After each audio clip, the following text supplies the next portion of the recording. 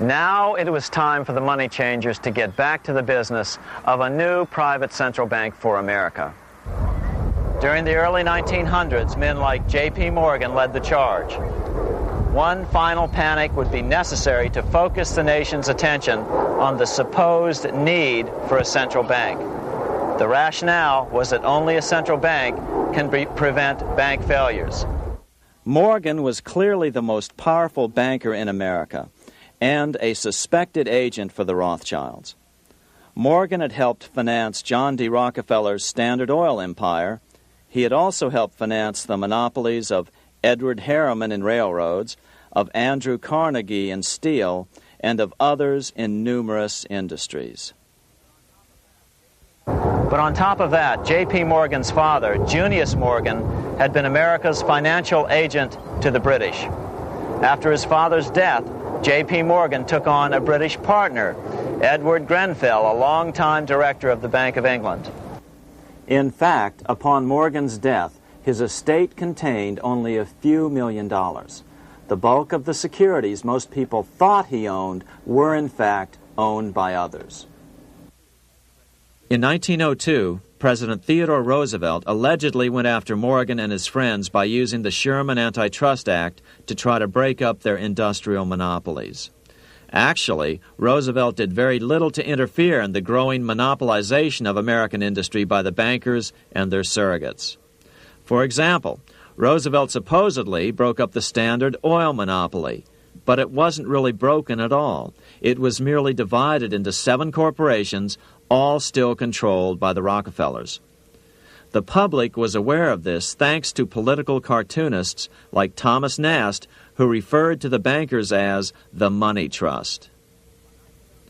By 1907, the year after Teddy Roosevelt's re-election, Morgan decided it was time to try for a central bank again. Using their combined financial muscle, Morgan and his friends were secretly able to crash the stock market. Thousands of small banks were vastly overextended. Some had reserves of less than 1% thanks to the fractional reserve principle. Within days, bank runs were commonplace across the nation. Now Morgan stepped into the public arena and offered to prop up the faltering American economy by supporting failing banks with money he manufactured out of nothing. It was an outrageous proposal, far worse than even fractional reserve banking, but Congress let him do it.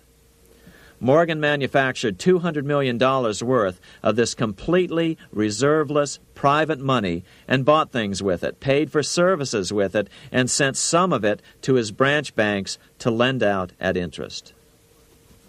His plan worked. Soon, the public regained confidence in money in general and quit hoarding their currency. But as a result, banking power was further consolidated into the hands of a few large banks.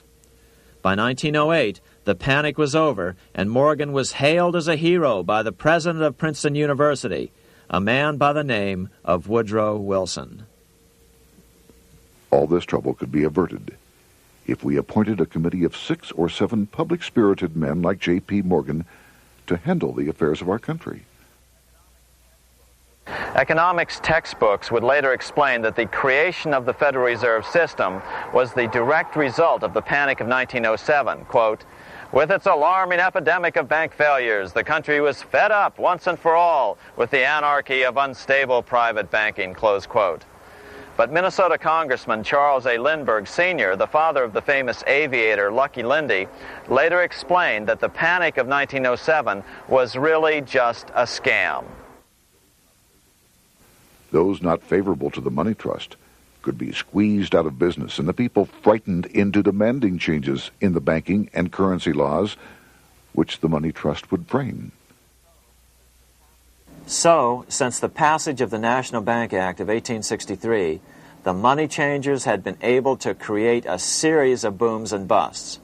The purpose was not only to fleece the American public of their property, but to later claim that the banking system was basically so unstable that it had to be consolidated into a central bank once again.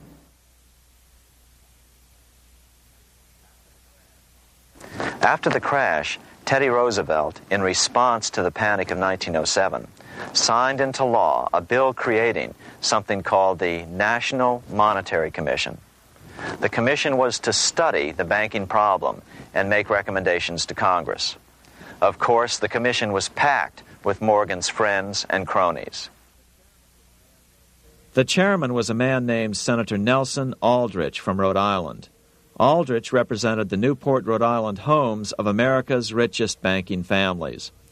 His daughter married John D. Rockefeller, Jr., and together they had 5 sons: John, Nelson, who would become vice president in 1974, Lawrence, Winthrop, and David, the head of the Council on Foreign Relations and former chairman of Chase Manhattan Bank. As soon as the National Monetary Commission was set up, Senator Aldrich immediately embarked on a 2-year tour of Europe, where he consulted at length with the private central bankers in England, France, and Germany. The total cost of his trip alone to the taxpayers was $300,000, an astronomical sum in those days.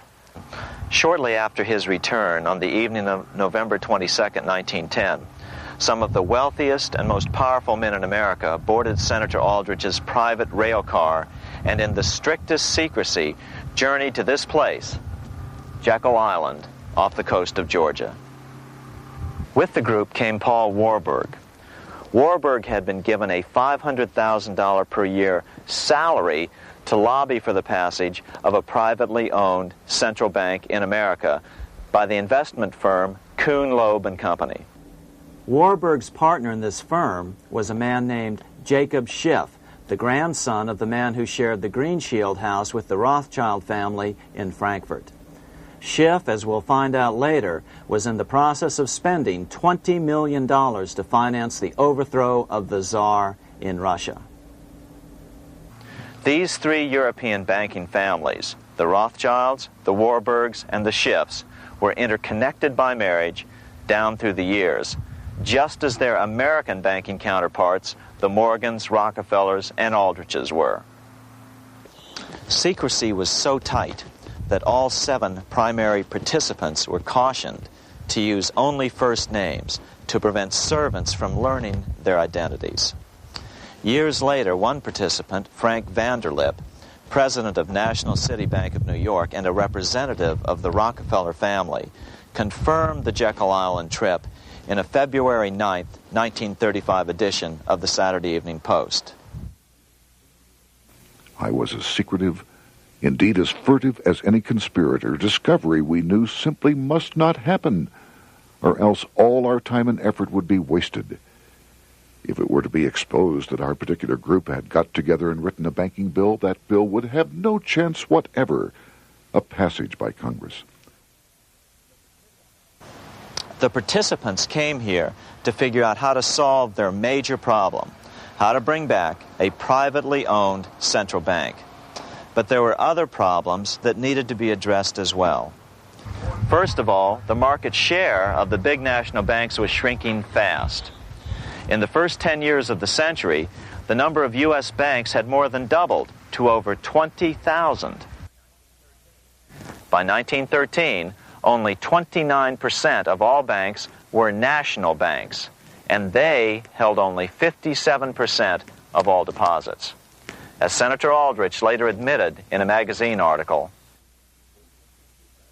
before passage of this act, the New York bankers could only dominate the reserves of New York. Now, we are able to dominate the bank reserves of the entire country. Therefore, something had to be done to bring these new banks under their control. As John D. Rockefeller put it, quote, "Competition is sin," close quote. Secondly, the nation's economy was so strong that corporations were starting to finance their expansions out of profits instead of taking out huge loans from large banks. In the first 10 years of the new century, 70% of corporate funding came from profits. In other words, American industry was becoming independent of the money changers, and that trend had to be stopped. All the participants knew that these problems could be hammered out into a workable solution. but perhaps their biggest problem was a public relations problem, the name of the new bank. That discussion took place right here in this room, one of the many conference rooms in this sprawling hotel, today known as the Jekyll Island Club Hotel. Aldrich believed that the word bank should not even appear in the name. Warburg wanted to call the legislation the National Reserve Bill or the Federal Reserve Bill. The idea here was to give the impression that the purpose of the new central bank was to stop bank runs, but also to conceal its monopoly character. However, it was Aldrich, the egotistical politician, who insisted it be called the Aldrich Bill. After 9 days at Jekyll Island, the group dispersed. The new central bank would be very similar to the old Bank of the United States. It would be given a monopoly over U.S. currency and create that money out of nothing.